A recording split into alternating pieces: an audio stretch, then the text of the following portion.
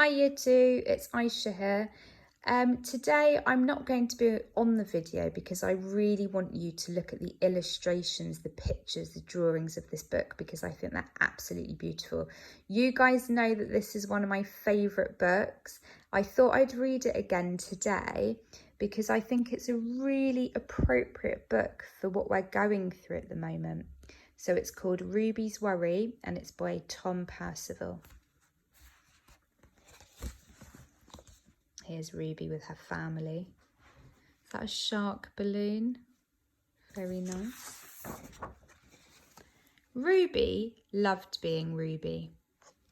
She loved to swing up high and she loved to explore wild, faraway places. Sometimes she even went all the way to the very bottom of the garden. Ruby was perfectly happy until one day she discovered a worry. It wasn't a very big worry. Oh, Ruby looks a little bit surprised here. And here's her worry looking at her.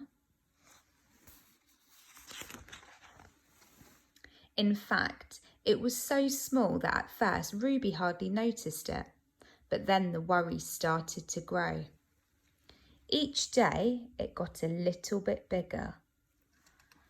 So here it is quite small, a little bit bigger, and here it's quite big. What zone do you think Ruby is in here?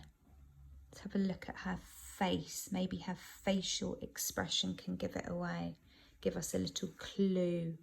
Use your noticing muscle. Yeah, I think she could be in the yellow zone or getting into the red zone. She seems a little bit annoyed or frustrated or cross because this worry is growing and following her around. It just wouldn't leave her alone. It was there at breakfast staring at her over the cereal box, and it was still there at night when she cleaned her teeth. Oh, I really like the dinosaur Ruby's made out of her cardboard box here. Something you can do at home? Well, she doesn't look very happy here, does she? And her worry is getting bigger and bigger.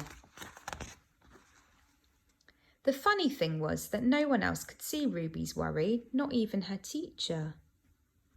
So Ruby pretended that she couldn't see it either. She tried to carry on as if everything was normal, but it wasn't. The worry was always there, stopping her from doing the things that she loved. It's bigger than her now. Poor Ruby.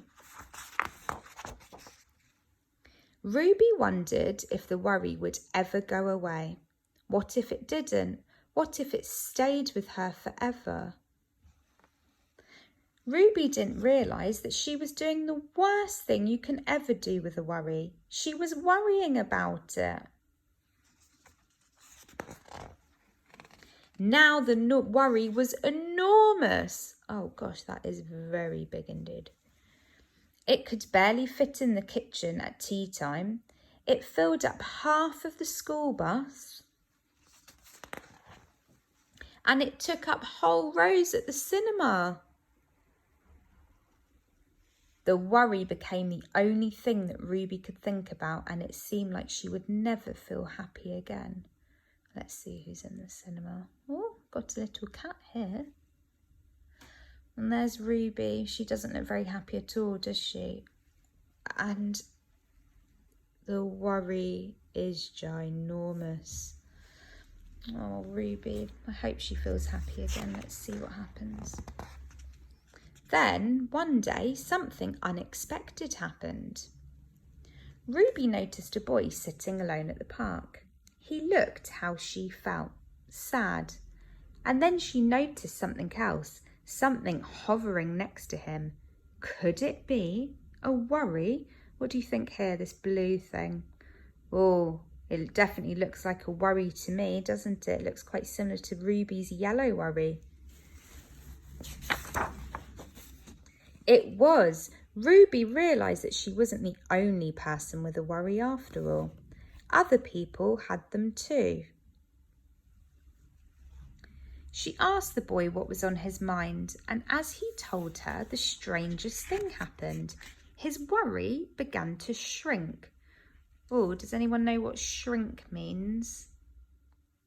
Well done if you said shrink means it gets smaller, something gets smaller. Then Ruby did the best thing you can ever do if you have a worry. She talked about it. As the words tumbled out, Ruby's worry began to shrink until it was barely there at all. Soon, both of their worries had gone. This is probably one of my favourite pages in the book. Ruby seems so much happier. There's a lovely colourful rainbow with stars, and the worry is getting smaller and smaller and smaller.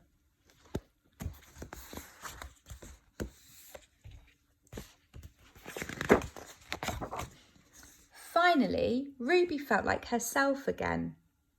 What zone do you think they're in here? Or I think green or yellow, excited for sure. Of course, that wasn't the last time that she ever had a worry. Everyone gets them from time to time. But now that she knew how to get rid of them, they never hung around for long. Well, that's the end of the story. I would really like you all to have a look on Seesaw or on the website, and I've put some activities on there that are linked to this book. So one of them is to draw your worry if you have one. So I thought you could all give that a go. I hope you enjoyed your story. I hope that you learnt something from it, that talking about your worry is the best thing that you can do. Miss you all. Hopefully see you soon. Take care. Bye.